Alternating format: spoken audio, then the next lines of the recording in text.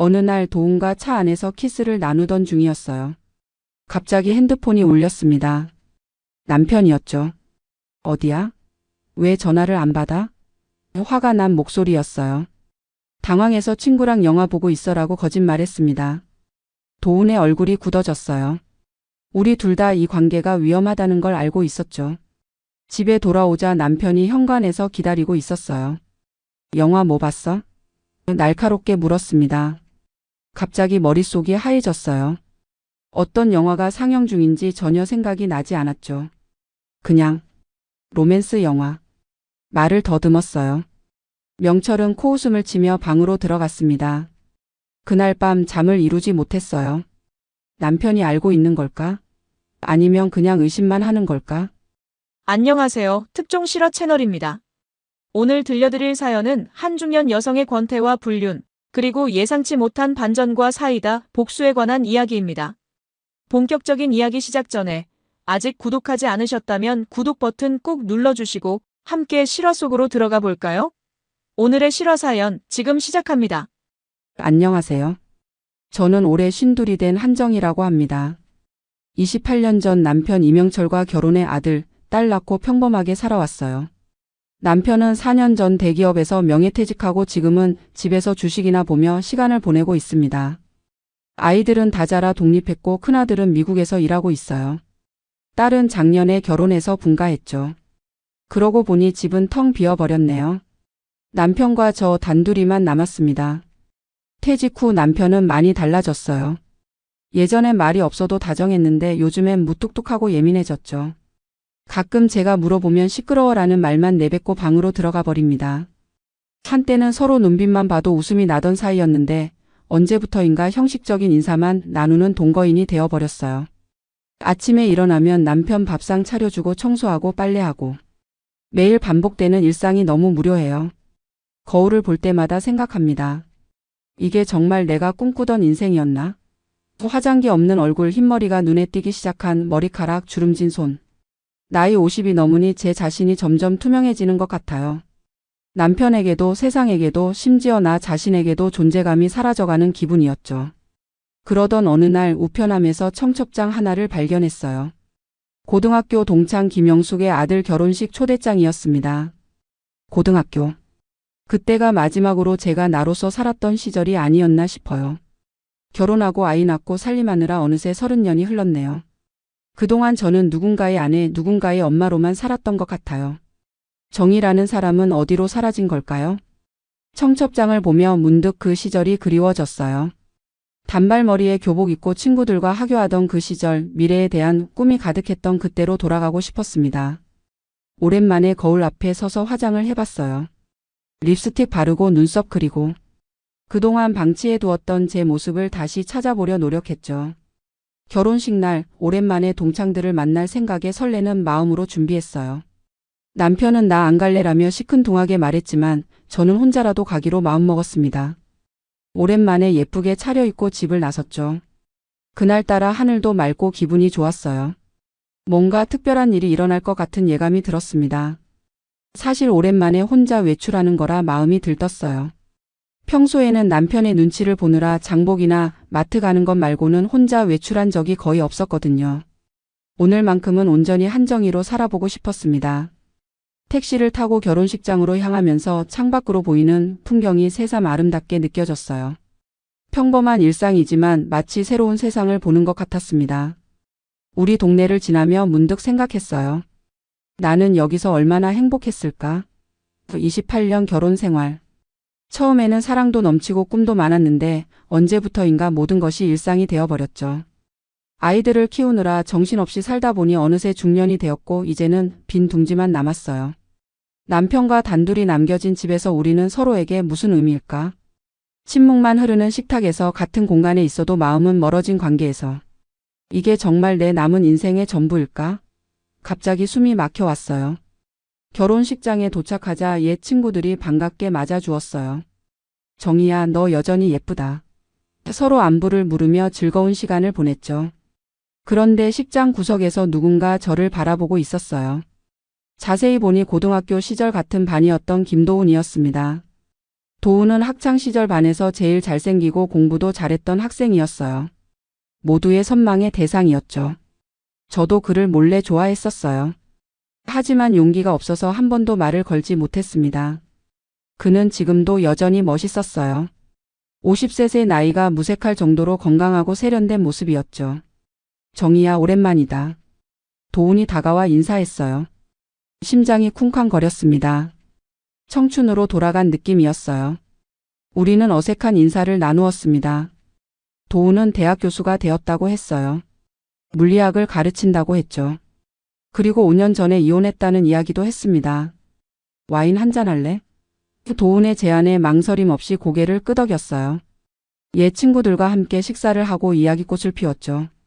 그리고 자연스럽게 도훈과 둘만의 대화 시간이 생겼습니다. 그는 여전히 젠틀하고 따뜻했어요. 공부 이야기, 직장 이야기, 가족 이야기. 서로의 삶을 조금씩 나누었죠. 정희야, 너 여전히 웃음소리가 예쁘다. 도훈의 말에 얼굴이 붉어졌어요. 언제 이런 말을 들어봤을까요? 남편에게서는 듣지 못한 지 오래됐죠. 집에 돌아가는 길 가슴이 두근거렸습니다. 하지만 곧 죄책감이 밀려왔어요. 난 결혼한 여자야. 이런 감정을 가져선 안 돼.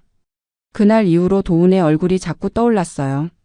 남편이 옆에 있어도 도훈 생각이 나고 잠을 자려 해도 그의 미소가 생각났죠. 스스로에게 화가 났어요. 이런 감정은 가져선 안 된다고 생각했거든요. 하지만 오랜만에 느껴보는 설렘이었습니다. 마치 메마른 사막에 내린 단비 같았어요. 일주일 후 도훈에게서 문자가 왔어요. 정희야, 커피 한잔 할래? 저는 망설였습니다. 하지만 결국 답장을 보냈어요. 그래, 좋아. 그렇게 우리의 비밀스러운 만남이 시작되었습니다. 처음에는 단순한 친구로서의 만남이었어요. 카페에서 커피 마시며 이야기하고 서점에서 책 구경하고. 하지만 점점 특별한 감정이 자라났죠. 도훈과의 만남은 저에게 색다른 활력을 불어넣었어요. 마치 청춘으로 돌아간 듯한 기분이었습니다. 매일 아침 일어나면 가장 먼저 도훈의 메시지를 확인했고 하루 종일 그와의 만남을 기대하며 지냈죠. 가끔은 양심의 가책도 느꼈지만 그 설렘이 너무 달콤해서 멈출 수 없었어요. 도훈은 항상 제 이야기에 귀 기울여 주었습니다. 남편과 달리 제 감정에 진심으로 공감해 주었죠. 정희야, 너는 정말 특별한 사람이야 라는 그의 말 한마디에 제 가슴은 녹아내렸어요. 오랜만에 느껴보는 여자로서의 존재감이었습니다. 이렇게 누군가에게 소중한 존재가 되는 느낌 정말 오랜만이었죠. 매번 만날 때마다 도훈은 작은 선물을 준비해 왔어요. 꽃 한 송이, 손수건, 책갈피. 소소하지만 정성이 담긴 선물들이었죠. 저도 모르게 그에게 더 깊은 감정이 생겨나고 있었습니다. 이게 단순한 우정인지 아니면 더 깊은 감정인지 스스로도 혼란스러웠어요. 하지만 도훈과 함께 있을 때만큼은 모든 고민을 잊을 수 있었습니다. 가을 비가 내리던 날이었어요. 도훈과 미술관에서 전시회를 보고 나오는데 갑자기 비가 쏟아졌습니다. 우산은 도훈만 가지고 있었죠. 같이 쓰자. 도훈이 우산을 제 쪽으로 기울였어요. 어깨가 닿을 듯 말 듯한 거리 그의 체온이 느껴졌습니다. 향수 냄새도 났죠. 심장이 미친 듯이 뛰었어요. 정희야, 사실 그때 너 좋아했었어. 도훈의 갑작스러운 고백에 걸음을 멈췄어요. 고등학교 때? 저도 모르게 물었죠. 도훈은 고개를 끄덕였습니다. 하지만 넌 항상 친구들에게 둘러싸여 있었고 난 말 한마디 건네기도 어려웠어. 빗소리만 들리는 정막 속에서 우리는 서로를 바라보았어요. 35년이 지났지만 그때의 감정은 여전히 살아있는 것 같았습니다. 나도. 작은 소리로 말했어요. 나도 널 좋아했었어. 고등학교 시절로 돌아간 것 같은 기분이었죠. 두 사람 다 고백하지 못했던 첫사랑. 이제야 서로의 마음을 알게 되다니. 도훈은 우산을 내려놓고 저를 안았어요. 빗속에서 두 사람은 오랫동안 서로를 바라보았습니다. 그리고 키스했어요. 마치 청춘의 한 페이지처럼 아련하면서도 강렬한 순간이었습니다. 오랜만에 여자로서의 설렘을 느꼈어요. 누군가에게 특별한 존재가 된다는 것, 아름답다고 불리는 것, 원하는 대상이 된다는 것. 결혼 생활에서 잊고 살았던 감정들이 물밀듯이 밀려왔습니다. 도훈은 제게 잊고 있던 나를 되찾게 해주었어요. 하지만 현실로 돌아오자 죄책감이 엄습했습니다. 집에 돌아와 남편의 얼굴을 보는 것이 괴로웠어요. 28년 동안 함께한 사람. 배신감을 느끼게 할 수는 없었죠. 도훈에게 문자를 보냈어요. 우리 이제 만나지 말자. 하지만 도훈은 포기하지 않았습니다. 한 번만 더 만나자. 마지막이라고 생각하고. 결국 다시 만났어요. 그리고 또다시. 가을에서 겨울로 계절이 바뀌는 동안 우리는 서로에게 빠져들었습니다. 남편 몰래 약속을 잡고 다른 동네로 가서 데이트했어요. 마치 학창 시절로 돌아간 것 같았죠. 그 시간만큼은 모든 걱정을 잊을 수 있었습니다. 정희야, 너랑 있으면 행복해. 도훈의 말에 마음이 녹았어요. 하지만 동시에 죄책감도 커져갔습니다. 이것이 옳은 일일까? 하지만 돌이킬 수 없는 감정에 이미 빠져버렸어요. 스스로를 멈출 수 없었습니다. 비가 내리던 그날 우산 아래서의 키스는 저의 인생을 완전히 바꿔놓았어요. 마치 오랫동안 잠자고 있던 감정들이 한꺼번에 깨어난 것 같았습니다. 도훈의 부드러운 손길, 그의 따뜻한 시선, 그리고 달콤한 목소리. 모든 것이 새롭게 다가왔어요. 키스 후에 우리는 근처 카페로 들어갔습니다. 창밖으로 비가 내리는 모습을 바라보며 서로의 손을 꼭 잡았어요. 이런 느낌을 잊고 살았네. 제가 중얼거리자 도훈은 미소를 지었습니다. 나도 마찬가지야. 이혼하고 나서 다시는 이런 감정을 느끼지 못할 줄 알았어. 그의 솔직한 고백에 마음이 더 깊이 빠져들었어요. 우리 어떻게 해야 할까? 제가 물었습니다. 도훈은 잠시 생각하더니 답했어요. 지금 이 순간을 즐기자. 나중 일은 나중에 생각하자. 단순한 대답이었지만 그 순간 저에게는 그것만으로 충분했어요. 미래에 대한 걱정보다는 지금 이 행복에 집중하고 싶었거든요. 집으로 돌아가는 길, 비는 그쳤지만 제 마음속에는 폭풍우가 몰아치고 있었습니다.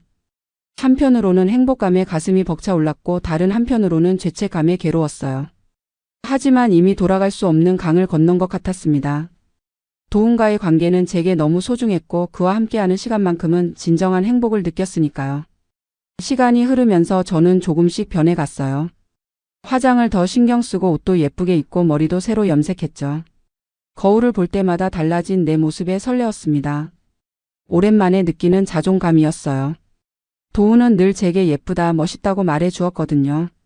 남편 명철은 처음엔 제 변화를 눈치채지 못했어요. 하지만 점차 의심하기 시작했죠. 요즘 자꾸 외출하네? 어디가? 퉁명스럽게 물었습니다. 저는 친구 만나러 간다고 얼버무렸어요. 명철은 더 묻지 않았지만 의심의 눈초리로 저를 바라보았죠. 어느 날 도훈과 차 안에서 키스를 나누던 중이었어요. 갑자기 핸드폰이 울렸습니다. 남편이었죠. 어디야? 왜 전화를 안 받아? 화가 난 목소리였어요. 당황해서 친구랑 영화 보고 있어라고 거짓말했습니다. 도훈의 얼굴이 굳어졌어요. 우리 둘 다 이 관계가 위험하다는 걸 알고 있었죠. 집에 돌아오자 남편이 현관에서 기다리고 있었어요. 영화 뭐 봤어? 날카롭게 물었습니다. 갑자기 머릿속이 하얘졌어요. 어떤 영화가 상영 중인지 전혀 생각이 나지 않았죠. 그냥 로맨스 영화. 말을 더듬었어요. 명철은 코웃음을 치며 방으로 들어갔습니다. 그날 밤 잠을 이루지 못했어요. 남편이 알고 있는 걸까? 아니면 그냥 의심만 하는 걸까? 도훈과의 관계는 점점 깊어졌어요. 가끔은 호텔에서 만나기도 했죠. 죄책감도 있었지만 도훈과 함께 있을 때 느끼는 행복이 너무 컸어요. 그는 저를 여자로 대해주었고 제 이야기에 귀 기울여 주었습니다. 오랜만에 느끼는 사랑이었어요. 정희야, 우리 함께 갈 수 있을까? 어느 날 도훈이 물었어요. 무슨 뜻이야? 저는 당황했습니다. 난 널 정말 사랑해. 이대로 헤어질 수 없어. 도훈의 진지한 고백에 마음이 흔들렸어요. 정말 남편과 이혼하고 도훈과 새 출발을 할 수 있을까? 아이들은? 가족들은? 수많은 생각이 머릿속을 맴돌았습니다. 집에 돌아와 남편의 모습을 보았어요. 텔레비전 앞에 앉아 무표정하게 화면만 보고 있었죠. 이 사람과 정말 평생을 함께할 수 있을까? 이 권태로운 일상에서 탈출하고 싶었어요. 하지만 그렇게 쉬운 결정은 아니었죠. 밤새 뒤척이며 고민했습니다. 매일 아침 화장을 하며 생각했어요. 이게 정말 옳은 일일까? 하지만 거울에 비친 생기 있는 내 모습을 보면 다시 확신이 들었습니다. 오랜만에 살아있다는 느낌이 들었어요. 도훈과 함께 있을 때면 제 자신이 빛나는 것 같았고 모든 것이 아름다워 보였죠. 남편과의 관계는 더욱 소원해졌어요. 식사 시간도 어색했고 대화도 거의 없었습니다. 가끔 남편이 요즘 왜 이렇게 전화를 안 받아? 라고 물으면 바빠서라고 얼버무렸죠. 거짓말이 쌓여갈수록 죄책감도 커졌지만 이미 도훈에 대한 감정을 부정할 수 없었어요. 어느 날 도훈이 제안했습니다. 주말에 여행 갈래? 둘이서만. 망설임 없이 고개를 끄덕였어요. 남편에게는 동창회가 있어서 하루 묵고 올 거야 라고 거짓말했습니다. 바닷가 펜션에서 보낸 그 하루는 정말 꿈 같았어요. 아무런 방해 없이 오직 우리 둘만의 시간. 처음으로 세상의 시선에서 벗어나 자유롭게 사랑을 나눴습니다. 그날 밤 도훈은 제 손을 잡고 진지하게 말했어요. 정희야, 난 정말 널 사랑해. 함께 미래를 꿈꾸고 싶어. 눈물이 흘렀습니다. 행복했지만 동시에 두려웠어요. 이 행복이 언제까지 지속될 수 있을까? 하지만 그 순간만큼은 미래에 대한 걱정보다는 지금 이 행복에 집중하고 싶었습니다. 집에 돌아오는 길 남편에게 어떻게 말할지 고민했어요. 이혼을 요구해야 할까? 그럴 용기가 있을까? 머릿속이 복잡했지만 한 가지 확실한 것은 도훈과 함께하는 미래를 꿈꾸고 있다는 사실이었습니다. 처음으로 제 행복을 위한 선택을 하고 싶었어요. 어느 날 아침 명철이 갑자기 물었어요. 당신 혹시 요즘 무슨 일 있어? 심장이 멎는 것 같았습니다. 무슨 말이야? 겨우 대답했어요. 그냥 요즘 달라 보여서. 명철의 눈빛이 날카로웠죠. 뭔가 알고 있는 듯한 표정이었어요. 아, 그냥 중년의 위기라고 할까? 나도 변화가 필요해서. 어색하게 웃으며 얼버무렸습니다. 명철은 더 묻지 않았지만 그날 이후로 계속 저를 주시하는 것 같았어요. 마치 제 일거수일투족을 감시하는 듯한 느낌이었죠. 불안한 마음에 도훈에게 연락했어요. 남편이 뭔가 눈치챈 것 같아. 도훈은 잠시 생각하다가 말했습니다. 당분간 만나지 말자. 조심해야 해. 도훈의 말에 서운함을 느꼈어요. 하지만 그의 말이 맞았죠. 위험한 상황이었으니까요. 이틀 후 집에서 청소를 하던 중 명철의 서랍에서 이상한 영수증을 발견했어요. 사설탐정사무소라고 적혀 있었습니다. 영수증 날짜를 보니 한 달 전이었어요. 온몸에 소름이 돋았습니다. 남편이 나를 미행시켰다고? 공포에 휩싸였어요. 떨리는 손으로 도훈에게 전화했습니다. 도훈아, 큰일 났어. 남편이 탐정을 고용한 것 같아. 도훈의 목소리도 긴장감이 느껴졌어요. 정희야, 증거가 있을 수도 있어. 조심해. 우리는 당분간 연락을 끊기로 했습니다. 모든 메시지를 지우고 통화 기록도 삭제했어요.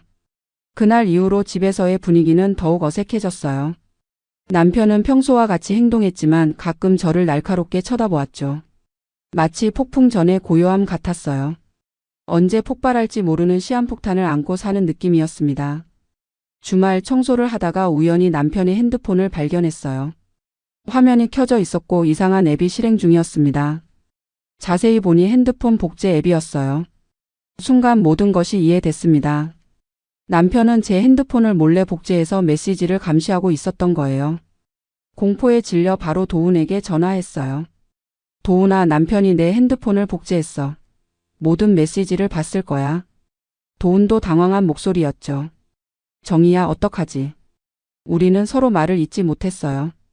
이제 모든 것이 끝난 걸까? 집으로 돌아오는 길 눈물이 멈추지 않았습니다. 집에 들어서자 명철은 평소와 다름없이 텔레비전을 보고 있었어요. 아무 일도 없었던 것처럼 행동했죠. 혹시 내가 오해한 걸까? 잠시 그런 생각이 들었지만 분명히 본 건 핸드폰 복제 앱이었어요. 명철이 모든 증거를 모으고 있다는 생각에 온몸이 떨렸습니다. 그날 밤 잠을 이루지 못하고 천장만 바라보았어요. 옆에서 코를 골며 자는 명철을 보니 갑자기 분노가 치밀었습니다. 내가 날 감시해? 28년을 함께 살았는데 이렇게 서로 불신하는 관계가 되다니. 언제부터 우리는 이렇게 변해버린 걸까요? 다음 날 아침 명철이 출근하자마자 그의 서재를 살펴보았어요. 어디 더 많은 증거가 있을까 싶어서요. 책장 뒤 숨겨진 서류 봉투를 발견했습니다. 떨리는 손으로 열어보니 사진들이 들어 있었어요. 도훈과 제가 카페에서 손을 잡고 있는 모습, 차 안에서 키스하는 모습. 모두 선명하게 찍힌 사진들이었죠. 순간 다리에 힘이 풀렸어요. 바닥에 주저앉아 울음을 터뜨렸습니다. 이제 모든 것이 끝났구나. 남편은 이미 모든 증거를 가지고 있었던 거예요.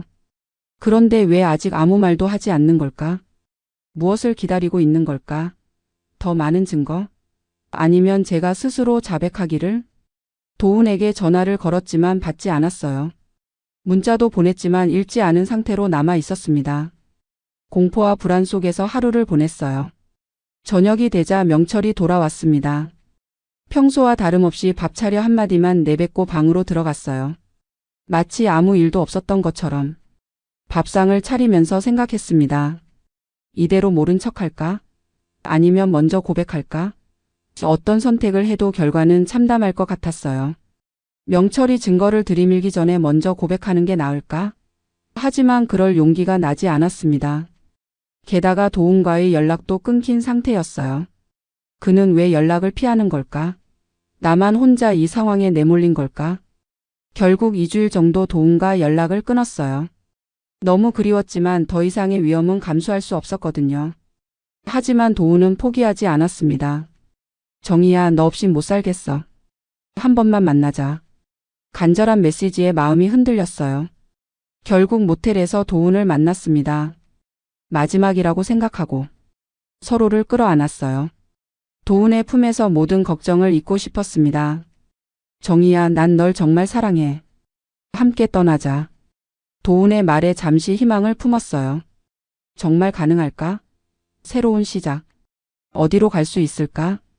제가 물었어요. 도훈은 제 손을 꼭 잡으며 대답했습니다. 제주도 어때? 내 친구가 거기서 카페를 하는데 잠시 그곳에서 일하면서 우리만의 시간을 가질 수 있을 거야. 현실적인 계획이었어요. 정말 새 출발이 가능할지도 모른다는 생각이 들었습니다. 가족들은 어떡하지? 제가 걱정하자 도훈은 제 볼을 쓰다듬었어요. 시간이 지나면 이해할 거야. 내 행복을 위한 선택이니까. 그의 말에 위안을 받았습니다.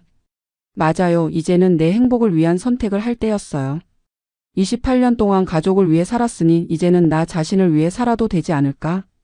일주일 후에 떠나자. 그때까지 필요한 것들만 챙기고. 도훈의 계획에 고개를 끄덕였어요. 일주일. 그 시간 동안 어떻게 남편을 대해야 할지, 무엇을 가져가야 할지 생각했습니다. 어쩌면 명철에게 솔직하게 말하는 게 나을지도 모르겠다는 생각도 들었어요. 도훈과 헤어진 후 마음이 복잡했지만 한편으로는 설레기도 했습니다. 오랜만에 미래에 대한 희망이 생긴 것 같았어요.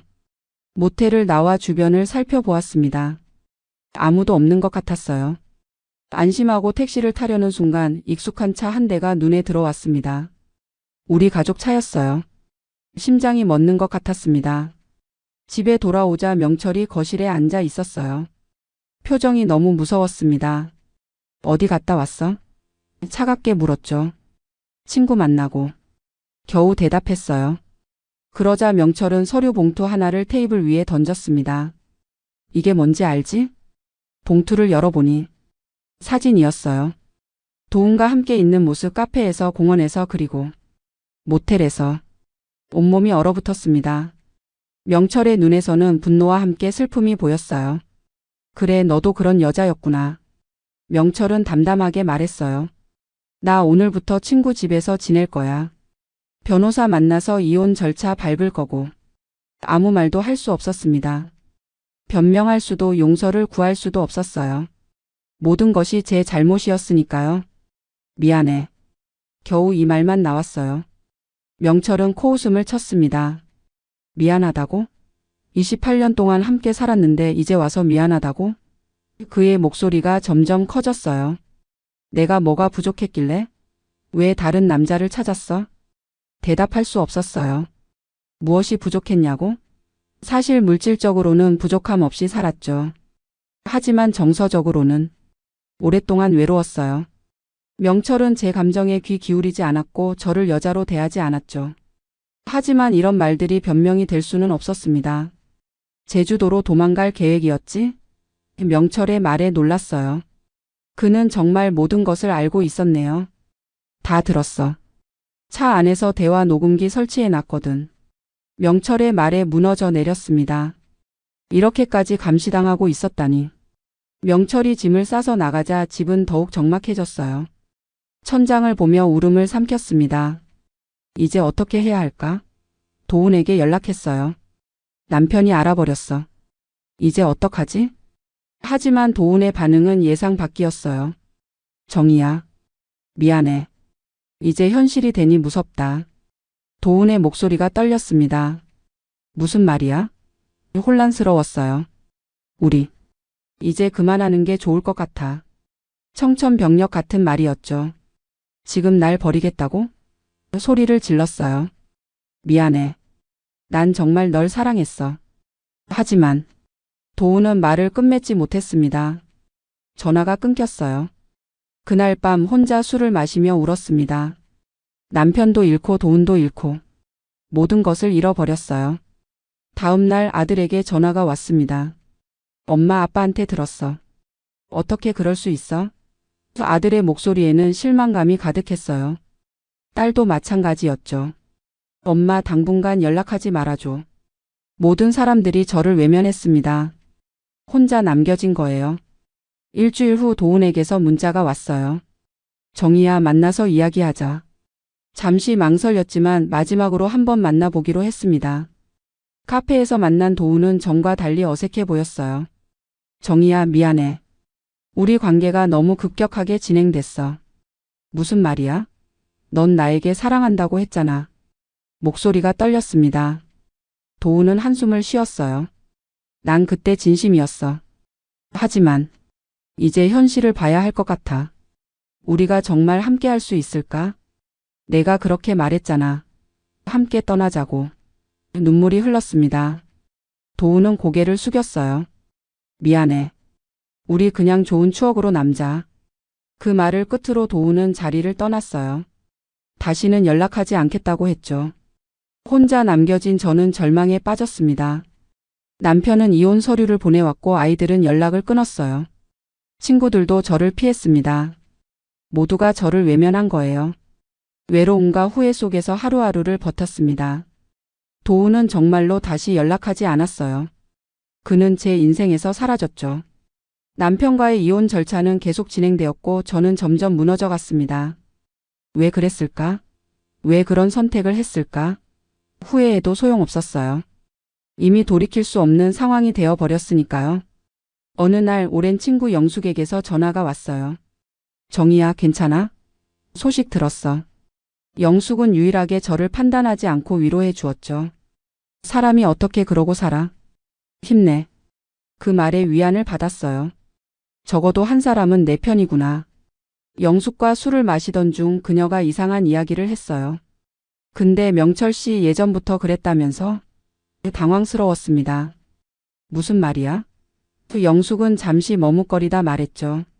명철 씨가 동네 여선생이랑 예전부터 관계가 있었다는 소문이 있어.